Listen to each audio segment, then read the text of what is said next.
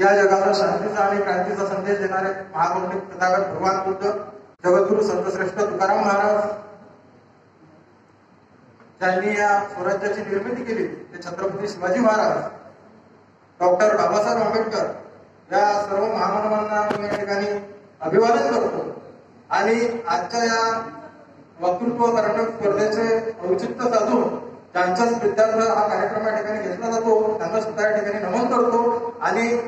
या कार्यक्रमाचं आयोजन त्यांना खूप खूप असे धन्यवाद देतो की आजच्या या जगामध्ये वक्तृत्व स्पर्धेचे कार्यक्रम फार फार होत नाही आणि ज्या पद्धतीनं ते कार्यक्रम घेतले जातात त्याला वाव मिळत नाही. असं तुम्ही सुद्धा या ठिकाणी या कार्यक्रमाचं आयोजन करून तुमच्या मनपूर्वक आभार व्यक्त करतो. आणि मी निवडलेला विषय आहे बलात्कारापासून मुक्तता. म्हणजे आज या ठिकाणी बोलत असताना मला आवर्जून सांगावं वाटते की मातृसत्ता देश आहे आपला, जगाच्या पाठीवर अनेक देश आहेत आणि या अनेक देशामध्ये आपण राहत असताना एकमेव भारत देश असा आहे की ज्या देशाला भारत माता म्हणून संबोधलं जातं. छत्रपती शिवाजी महाराजांनी 350-400 वर्ष आधी स्वराज्याची स्थापना केली आणि स्वराज्याची स्थापना केल्यानंतर या स्वराज्यामधली नाही तर परकीय शत्रूच्या राज्यातील स्त्री सुद्धा आपली माता बनली आहे. हा विचार तुमच्या आमच्या मनामध्ये रुजवला आणि आपल्याला मातृसत्ता देशामध्ये बहिणीची आणि आईची किंमत काय असते हे संस्कार आपल्यामध्ये रुजवले. तर या देशामध्ये राहणारे तुम्ही आपण या ठिकाणी आहोत आणि आपण हे राहत असताना आणि या संस्कृतीत वाढले असताना जर आपल्याला आज लाडक्या बहिणीच्या सत्कारापेक्षा जास्त त्यांच्यावरील होणाऱ्या अत्याचारामध्ये जर बोलायचं काम करत असेल तर मग मला विचार पडतो की आपली जी व्यवस्था आहे ही व्यवस्था नेमकं आपल्यासाठी काम करते की आपण ठरवून दिलेल्या काही ठराविक लोकांसाठी काम करते हा प्रश्न सातत्याने सतावतो. मी याआधी आज आमच्या कार्यक्रमाला विषय निवडत असताना याआधी सुद्धा एक मेल केला होता आणि या मेलच्या माध्यमातून मी अशी एक रिक्वेस्ट केली होती की महाराष्ट्रातील सर्व शाळेमध्ये ज्या पद्धतीनं पीटीचा क्लास पहिले घेतला जात होता आणि ज्या पद्धतीनं पीटीच्या क्लासमध्ये विद्यार्थ्यांना पीटी करून घेतली जात होती त्या पद्धतीने जर प्रत्येक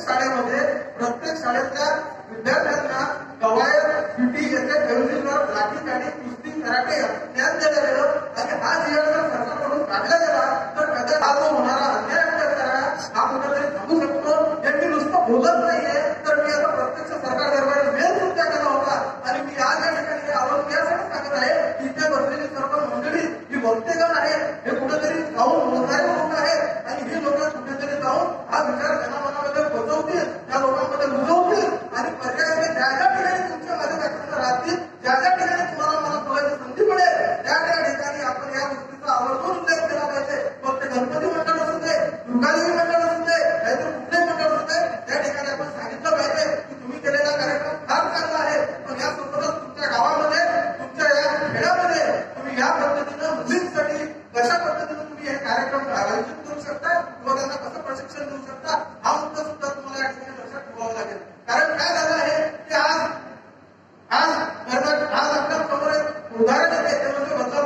बदलापूरच्या घटनेनंतर संपूर्ण महाराष्ट्र भरपूर निघाला, नवे तर अनेक मोर्चे निघाले. एवढंच नाही तर सरकारने त्या घटनेची दखल घेतली आणि आरोपीला त्या ठिकाणी एन्काउंटर करण्यात आलं. एन्काउंटर करण्याच्या नंतर बऱ्याच अशा लोकांना असं वाटलं होतं किंवा तुमच्या माझ्या सरकारच्या मनामध्ये हा विचार आला होता की आता हे गुन्हेगार अशा वृत्तीचे लोक पुन्हा उघडणार नाही आणि पुन्हा ह्या घटना घडणार नाही. पण मुद्दा असा आहे की ह्या घटना वारंवार घडतच राहतात आणि त्याबरोबर कॅन्डलमार्च करत राहतात. पण ही परिस्थिती बदलत नाही, त्यासाठी आपण स्वतः सक्षम झालो पाहिजे हाच मुद्दा आहे. प्रत्येक एवढंच म्हणजे गंगा कसं जमुना की कसं दाना माना बदलेगा, रावी की रवानी